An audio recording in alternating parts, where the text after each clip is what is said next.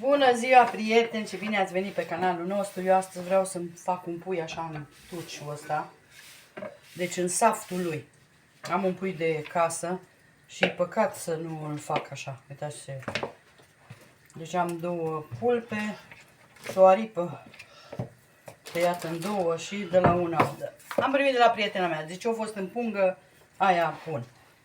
Acum eu am pus ulei aici și îl pun aici în tuciul ăsta. Nu l-am condimentat cu nimic până acum.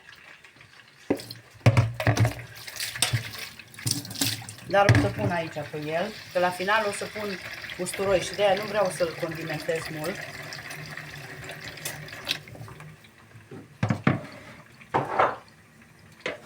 O să pun, cred că puțină vegeta.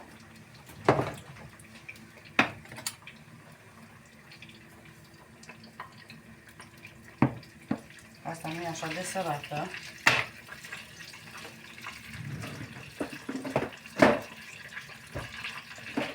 Usturoi măcinat.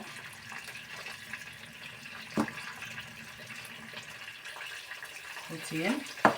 Și dacă mai trebuie restul condimentelor, mai pun după aia.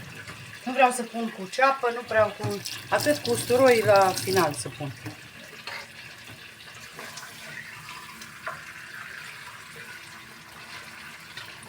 Mie el va scădea că are grăsime multă. Și o să fac o mămăligă și să vedeți ce mâncăm noi de numai.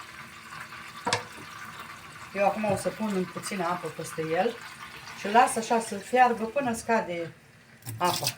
Deci oricum să fierbe mai greu, că îi pui de casă. Și o să revin eu. Haideți, dragile mele, să facem acum că carnea e fiartă. Deci s-a înăbușit, s-a făcut faină. Haideți să facem mușdeiul care îl punem deasupra.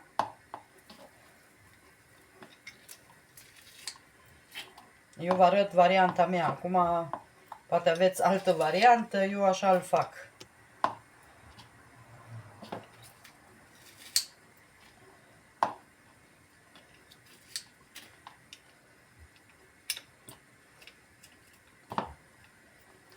Așa. Bun. Acum pun puțin ulei aici peste ca să pot să frec.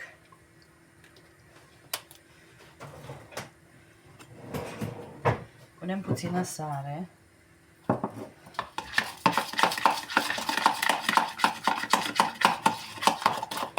Am vreo 5-6 căței de usturoi am făcut.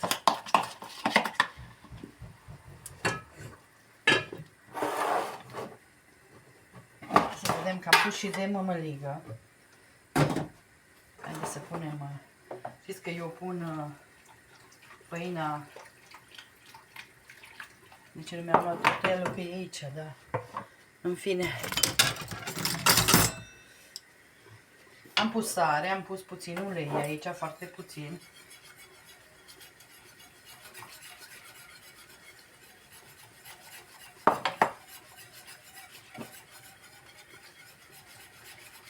Îmi place să o pun încă chiar nu fierbe apa, că atunci ea fierbe fain. Mai puțină pun. Atât.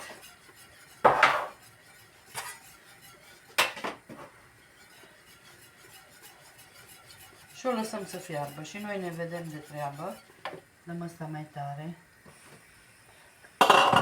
Ce faină s-o fiert carnea. Super, super, super fain. Am lăsat așa puțin, că am lăsat puțină apă. Mai las să scadă un pic. Și după aia pun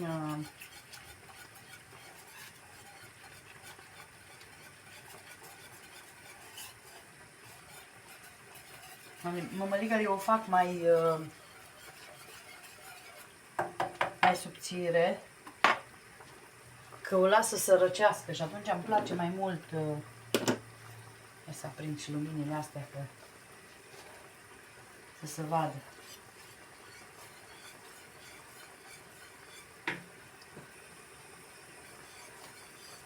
Se topește carnea, așa de fain a ieșit.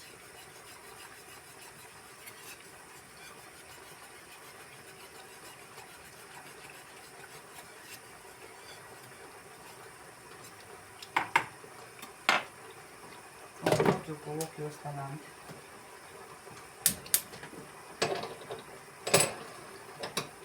Aici îmi place că fierbe mai încet și nu trebuie să stau lângă ea.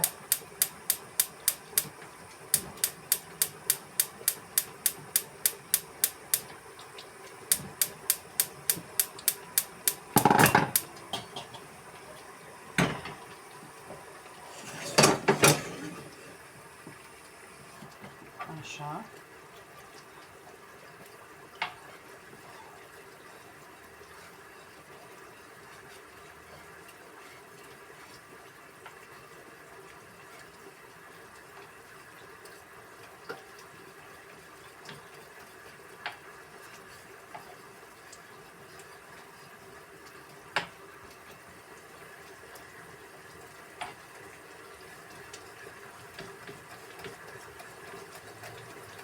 Dacă mai am pătrunjel verde, să tai.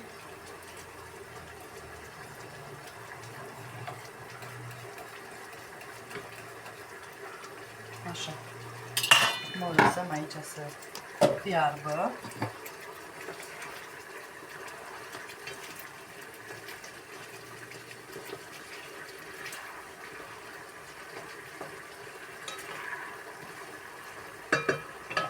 Așa. Punem și puțină vegeta.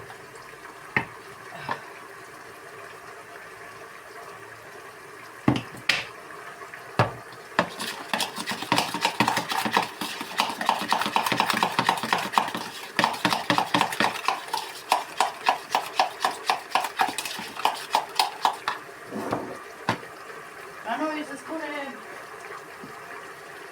tocăniță de pui sau pui în suc propriu. Cam așa se spune la noi. Să văd ce pătrunjel verde mai am pe aici. Am în congelator, dar știți că numai mi-l place la gust. Nu știu de ce, restul, mărarul și asta nu am treabă, dar pătrunjelul nu știu de ce numai mi-l place la gust.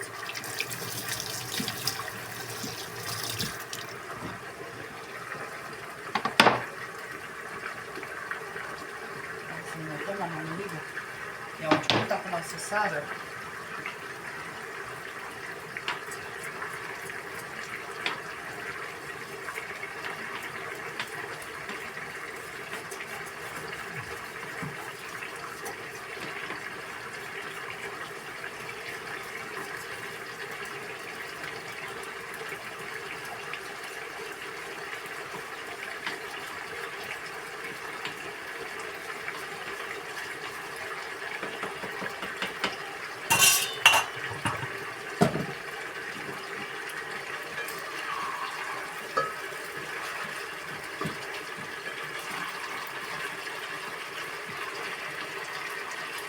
Puiul de casă e pui de casă, degeaba. Degeaba vrem noi să fim domni și asta, să mâncăm de cumpărat, dar mai ales care e crescut în casă.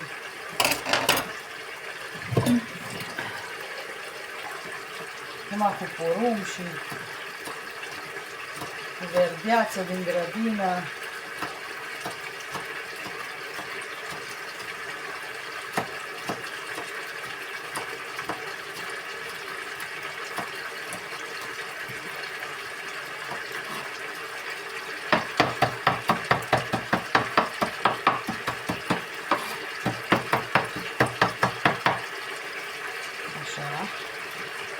Să-l punem aici peste usturoi.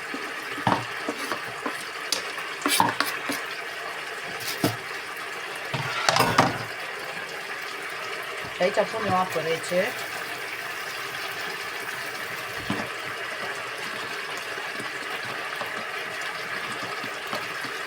Acum, dacă doriți, puteți să puneți mai mult usturoi, dar pentru noi e suficient atât.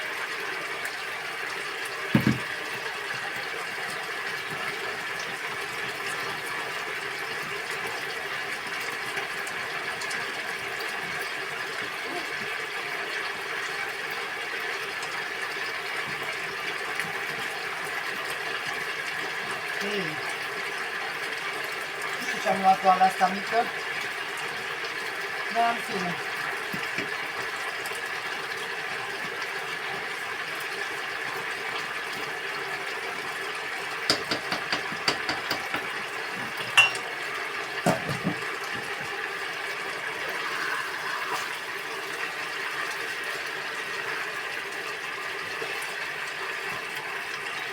Lăsăm un pic numai să primească culoare.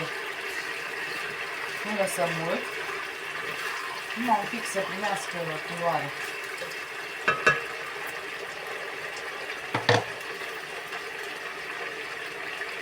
Ca să... Deci ăsta e puiul înăbușit care se face, pui numai puțină apă și se face lași la foc încet să se facă în saftul lui. Fără ceapă, fără prăjeli.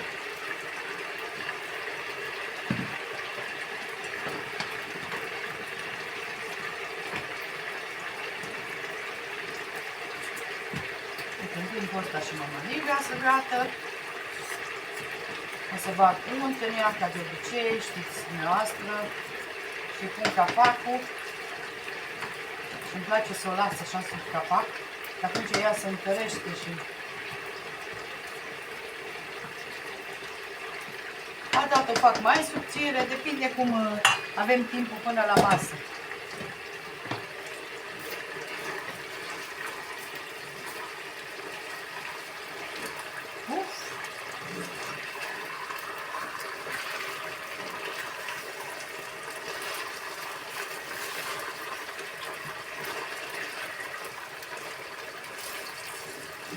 Și gata. Băgăm usturoiul.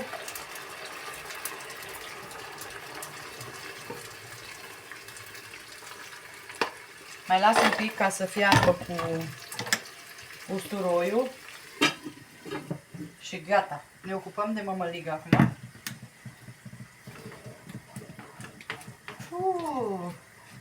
Vă dați seama ce bine miroase.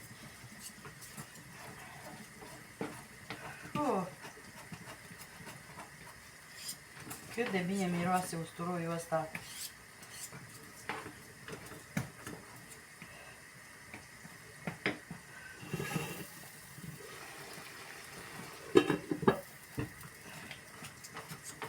Eu mai las așa să-l dea două clocute. Și gata-i. O să-i fac și ou, ochiuri de ou. Dar vreau să le fac, să vă arăt cum le fac eu lui în apă. Să vedeți ce sănătoase și ce faine sunt. Să vă arăt eu. Hai să ne mai uităm aici.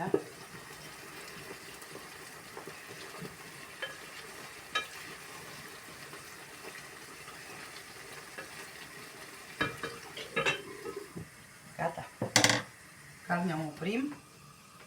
Carnea e gata. Vedem acum la mămăliguța noastră ce facem cu ea.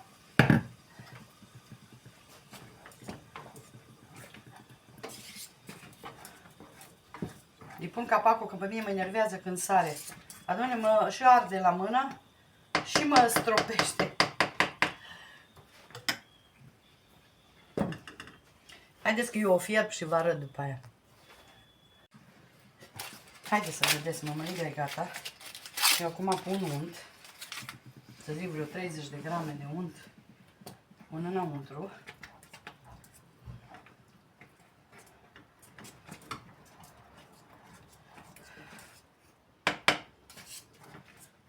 Amestecăm bine, bine. Acum dumneavoastră știți cum fac mămăliga, că ați mai văzut, dar poate sunt persoane care nu au văzut. Și v-am zis, eu pun făina acum la ochi, dar cu cana care măsurați apa, cu aia măsurați făina. Deci la 3 căni de apă puneți o cană de făină. Și asta e tot.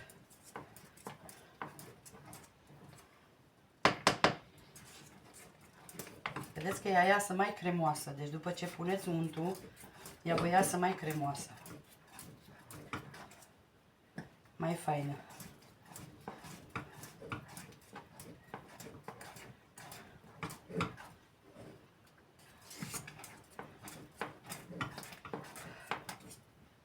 Ce faină iasă. Mai un minut, două și punem capacul și o ducem la rece. Sau o lăsați la bucătărie. Eu o las un pic să stea, să vedeți numai când o răstorn ce fain să face. Ok, o să vin eu cu... Când fac ochiurile de ou o să vă arăt.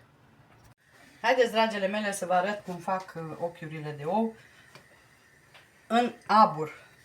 Am aici 3 forme de brioșe sau de muffin sau așa. Punem aici câte un ou. Am nimerit acum ouă mari.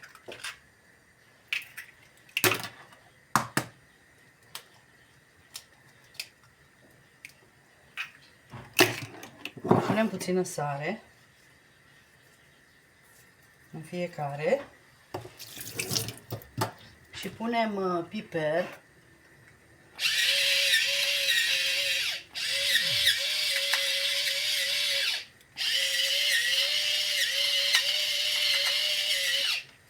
Așa. Și acum le luăm cu grijă și le punem aici în apă. Am pus apă în tigaie.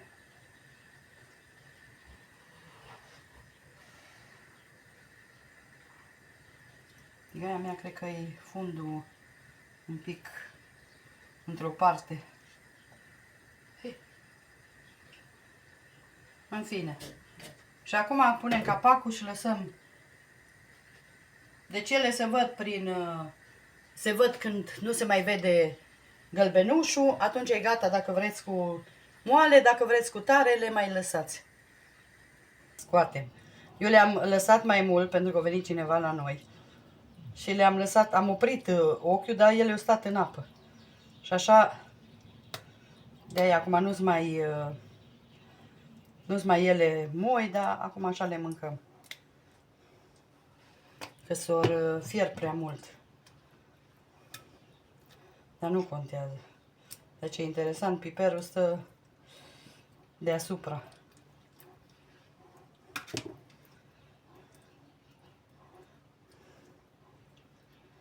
Deci forme din astea puneți, din astea de silicon.